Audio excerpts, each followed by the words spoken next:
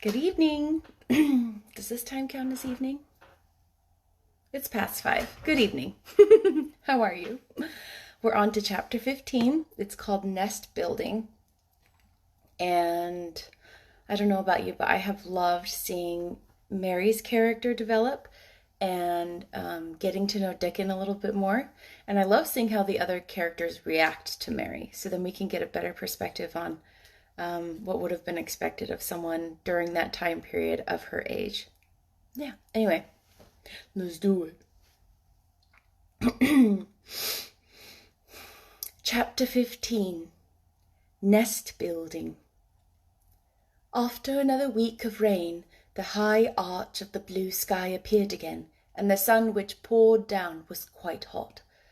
Though there had been no chance to see either the secret garden or Dickon, Mistress Mary had enjoyed herself very much. The week had not seemed long. She had spent hours of every day with Colin in his room, talking about Rajas or gardens, or Dickon in the cottage on the moor. They had looked at the splendid books and pictures, and sometimes Mary had read things to Colin, and sometimes he had read a little to her. When he was amused and interested, she thought he scarcely looked like an invalid at all, except that his face was so colourless, and he was always on the sofa. "You are a sly young one to listen and get out of your bed to go following things up like you did that night," Mrs. Medlock said once. "But there's no saying. It's not been a sort of blessing to the lot of us. He's not had a tantrum or a whining fit since you made friends. The nurse was just going to give up the case because she is so sick of him, but she says she doesn't mind staying now you've gone on duty with her," laughing a little. In her talks with Colin, Mary had tried to be very cautious about the secret garden.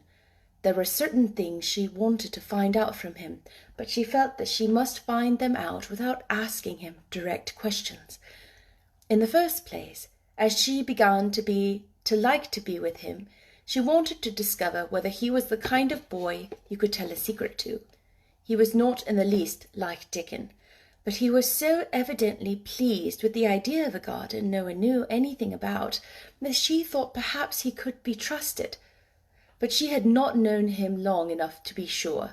The second thing she wanted to find out was this: if he could be trusted, if he really could, wouldn't it be possible to take him to the garden without having anyone find out? The grand doctor had said that he must have fresh air, and Colin had said that he would not mind fresh air in a secret garden. Perhaps if he had a great deal of fresh air and knew Dickon and the robin and saw things growing, he might not think so much about dying.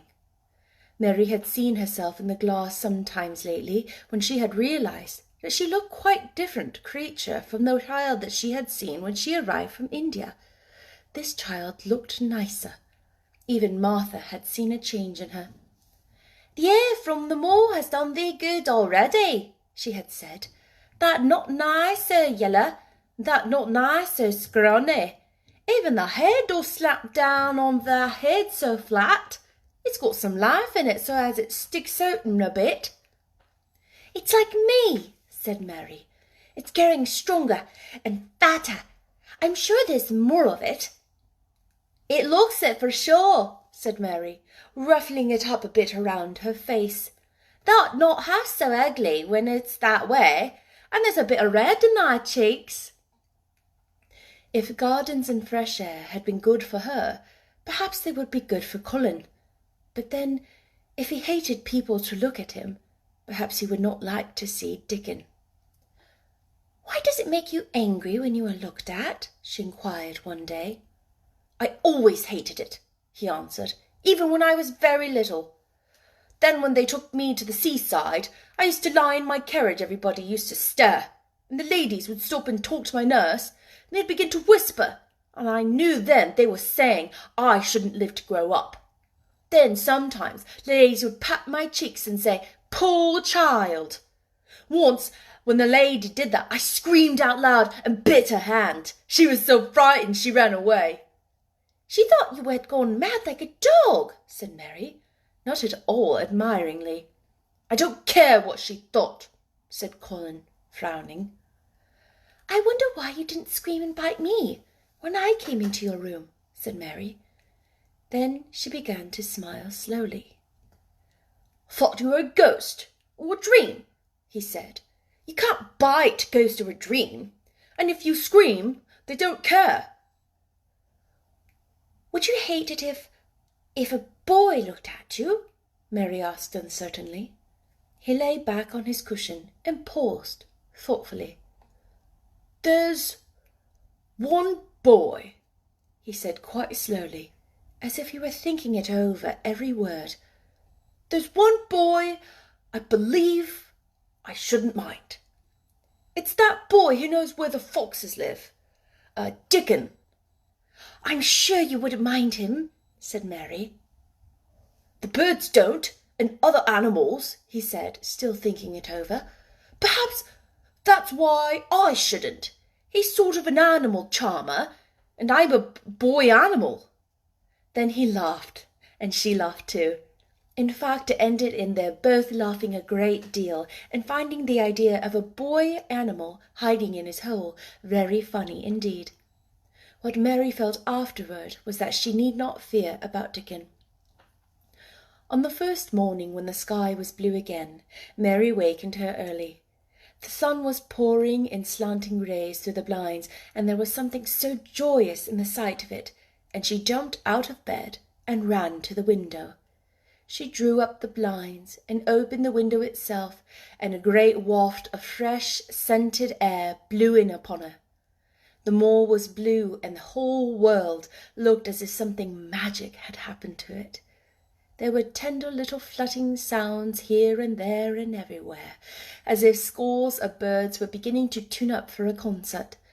Mary put her hand out of the window and held it in the sun. It's warm, warm, she said.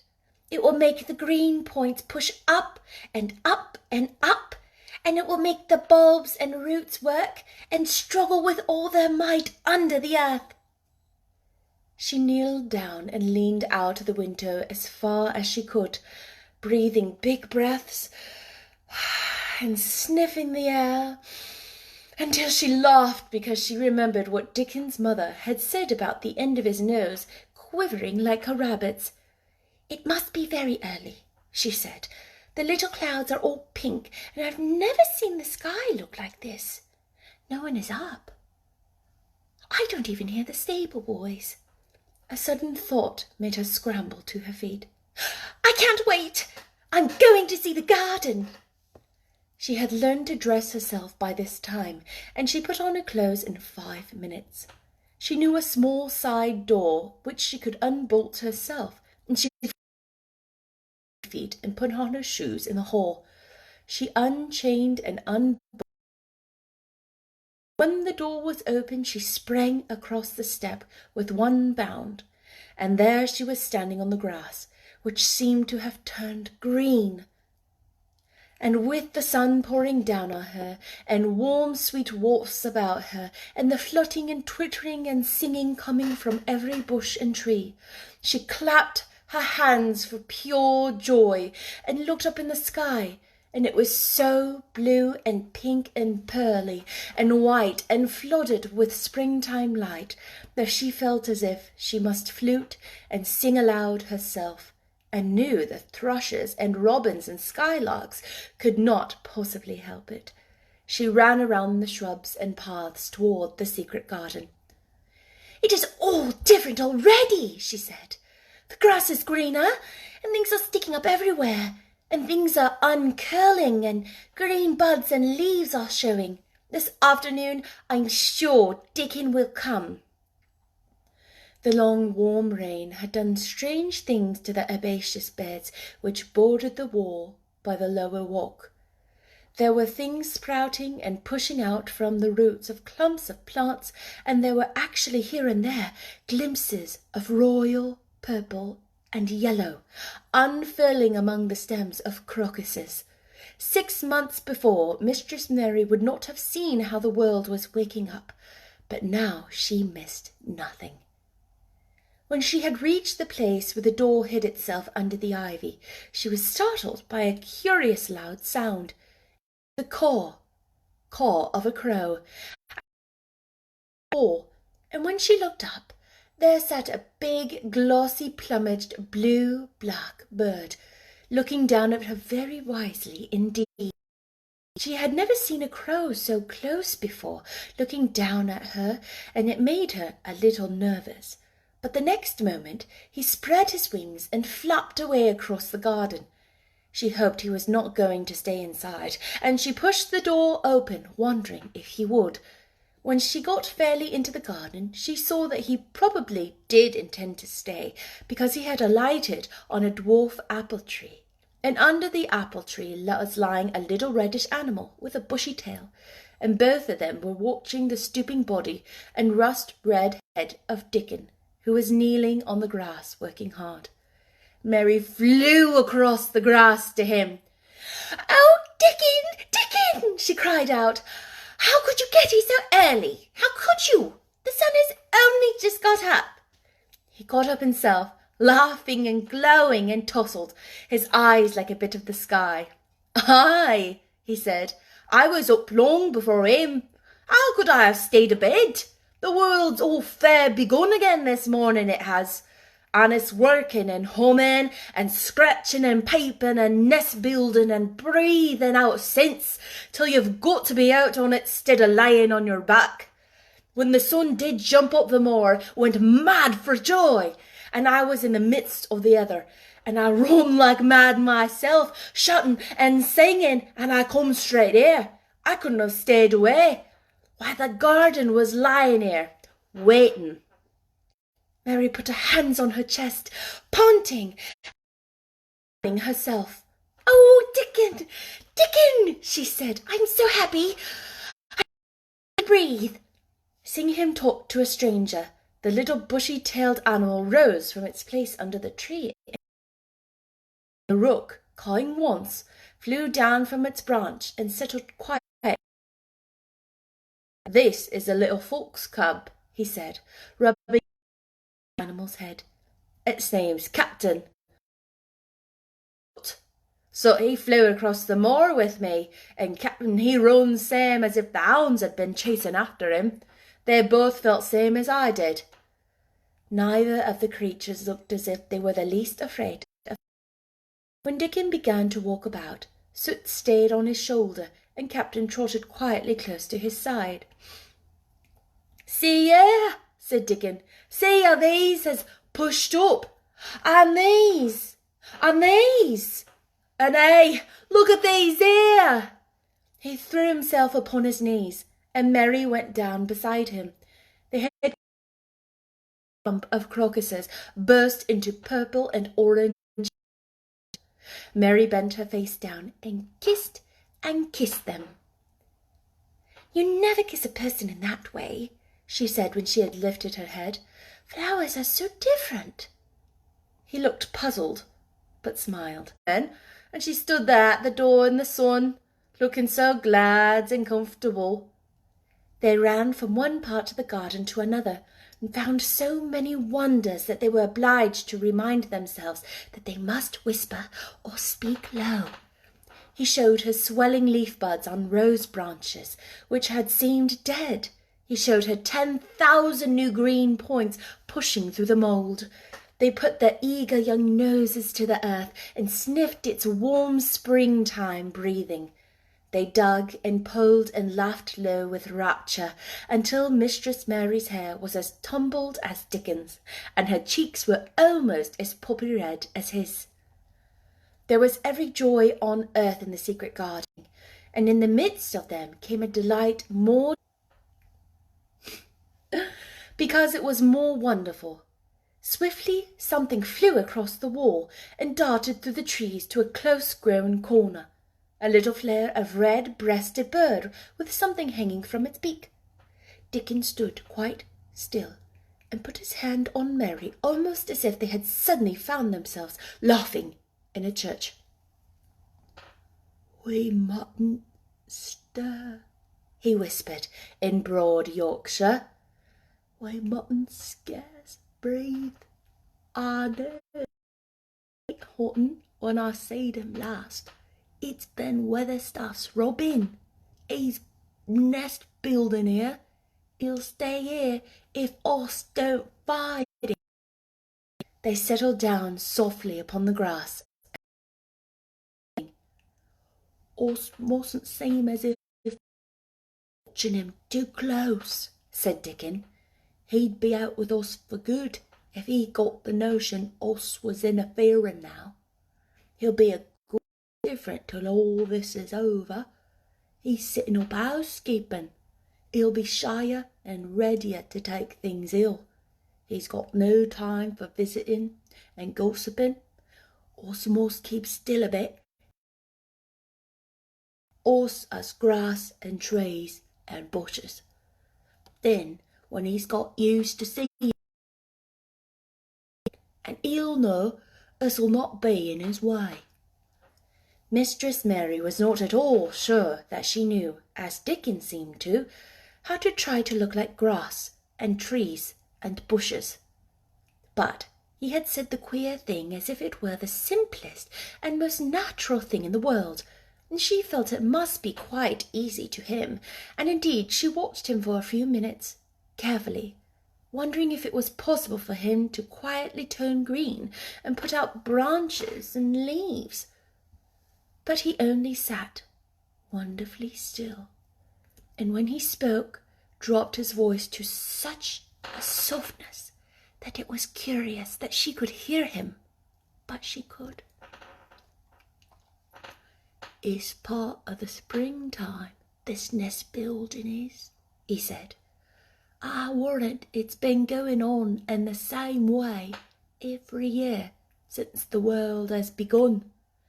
They've got their way of thinking and doing things, and a body had better not meddle. You can lose a friend in springtime easier than any other season if you're too curious.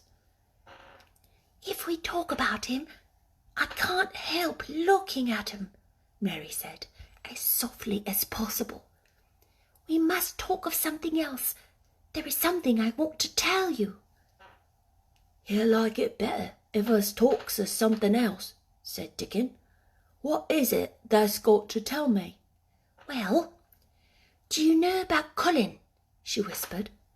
He turned his head to look at her. What dost thou know about him? He asked. I've seen him. I have been to talk to him every day this week. He wants me to come. He says I'm making him forget about being ill and dying, answered Mary. Dickon looked actually relieved as soon as the surprise died away from his round face. I'm glad of that, he exclaimed. I'm right down glad. It makes me easier. I knowed I must not say nothing about him, and I don't like having to hide things. Don't you like hiding the garden? Said Mary. I'll never tell about it, he answered. But I says to my mother, Mother, I says, I got a secret to keep. It's not a bad un. Thou knows that. It's no worse than hiding where a bird's nest is. Thou doesn't mind it, does thou? Mary always wanted to hear about Mother. What did she say? She asked, not at all afraid to hear. Dickon grinned sweet-temperedly. It was just like her, what she said, he answered.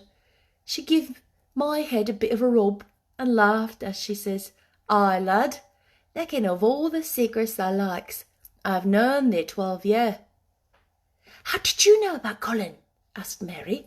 Everybody has knowed about Mr. Craven knows there was a little lad as was like to be a cripple, and they knowed Mr. Craven didn't like to be talked about. Folks is sorry for Mr. Craven, because Mr. Craven was Mrs. Craven was such a pretty young lady, and they was so fond of each other. Mrs. Medlock stops in her cottage whenever she goes to Thwaite, and she doesn't mind talking to Mother before his children, because she knows us has been brought up to be trusty. How did thou find out about him? Martha was in fine trouble the last time she came home. She said tha'd heard him fretting, and thou was asking questions, and she didn't know what to say. Mary told him her story about the midnight wuthering of the wind, which had wakened her. Far-off sounds of the complaining voice corridors with a candle, and had ended with her opening of the door of the dimly lighted room with the carven four-posted bed in the corner. When she described the small ivory white face and the strange black-rimmed eyes, Dickon shook his head. "Them's just like his mother's eyes, only hers were always laughing. They say," he said, "they say as Mr. Craven can't bear to see him when he's awake, and it's because his eyes is so like his mother's, and yet looks so different in his miserable bit of a face." "Do you think he wants to die?" whispered Mary. "No, but he wishes he'd never been born. Mother says that's the worst thing on earth for a child. Them as not wanted scarce ever thrives. Mr. Craven, he'd buy anything as money could buy for the poor lad, but he'd like to forget as he's on earth. For one thing, he's afraid he'll look at him one day and find he's growed hunchback." "Colin's so afraid of it himself that he won't sit up," said Mary. "He says he always is thinking that he should feel a lump coming on. He should go crazy and scream himself to death." "Aye, he oughtn't to lie there thinking about that," said Dickon. "No lad could get well as thought them sort of things." The fox was lying on the grass close by him, looking up to ask for a pat now and then, and Dickon bent down and rubbed his neck softly and thought a few moments in silence. Presently he lifted his head and looked round the garden. "When first we got here," he said, "it seemed like everything was grey. Look round now, and tell me if thou doesn't see a difference." Mary looked and caught her breath a little. "Why," she cried, "the grey wall is changing. It is as if a green mist were creeping over it. It's almost like a green gauze veil." "Aye," said Dickon, "and it'll be greener and greener till the grey's all gone. Can thou guess what I was thinking?" "I know it was something nice," said Mary eagerly. "I believe it was something about Colin." "I was thinking that if he was out here, he wouldn't be watching for lumps to grow on his back. He'd be watching for buds to break on the rose bushes, and he'd likely be healthier," explained Dickon. "I was wondering if us could ever get him in the humour to come out here and lie under the trees in his carriage." "I've been wondering that myself. I've thought of it almost every time I've talked to him," said Mary. "I've wondered if I could keep a secret, if he could keep a secret, and I've wondered if we could bring him here without anyone seeing us. I thought perhaps you could push his carriage. The doctor said he must have fresh air, and if he wants us to take him out, then no one dare disobey him. He won't go out for other people, and perhaps they will be glad if he will go out with us. He could order the gardeners to keep away so they wouldn't find out." Dickon was thinking very hard as he scratched Captain's back. "It'd be good for him, I'll warrant," he said. "Us'd not be thinking he'd better never been born. Us'd be just two children watching a garden grow, and he'd be another. Two lads and a lass just looking at the springtime. I warrant it'd be better than doctor's stuff." "He's been lying in his room so long, and he's always been so afraid of this back, and it has made him queer," said Mary. "He knows a good many things out of books, but he doesn't know anything else. He says he has been too ill to notice things, and he hates going out of doors, and hates gardens and gardeners. But he likes to hear about this garden because it's a secret. I daren't tell him much, but he said he wanted to see it." "Us'll have him out of here some time for sure," said Dickon. "I could push his carriage well enough. Hast thou noticed how the robin and his mate has been working while we've been sitting here? Look at him perched on that branch. Wondered where it'd be best to put the twig he's got on his beak." He made one of his low whistling calls, and the robin turned his head and looked at him inquiringly, still holding his twig. Dickon spoke to him as Ben Weatherstaff did, but Dickon's tone was one of friendly advice. "Wheresoever thou puts it," he said, "it'll be all right. Thou knew how to build a nest before thou came out of the egg. Get on with thee, lad. that's got no time to lose." "Oh, I do like to hear you talk to him," Mary said, laughing delightedly. "Ben Weatherstaff scolds him and makes fun of him, and he hops about and looks as if he's understood every word, and I know he likes it. Ben Weatherstaff says he is so conceited he would rather have stones thrown at him than not be noticed." Dickon laughed too, and went on talking. "Tha knows us won't trouble thee," he said to the robin. "Us is ne'er bearing wild things ourselves. Us is nest building too, bless thee. Look out, that doesn't tell on us." And though the robin did not answer, because his beak was occupied, Mary knew that when he flew away with his twig, to his own accord, to the corner of the garden, the darkness of his dew-bright eye meant that he would not tell the secret for the world. That's all of chapter 15. Do you like it? The story's growing. The garden's growing. They're talking about bringing Colin outside. Do you think it's going to happen? Do you think it's not going to happen? Do you think it's going to happen? There are problems. Oh my gosh, what's going to happen? Chapter 16 is called "I Won't," said Mary. Uh-oh. That sounds pretty intense. Thank you so much for joining me. If you enjoyed this reading, I would love if you shared it on your Facebook page or other platforms. I also have a YouTube channel. Did you know these are uploaded to YouTube so you can put it on your TV easier? How about that, huh? All the chapters are loaded up there. I hope you enjoyed. I will see you day after tomorrow. Bye.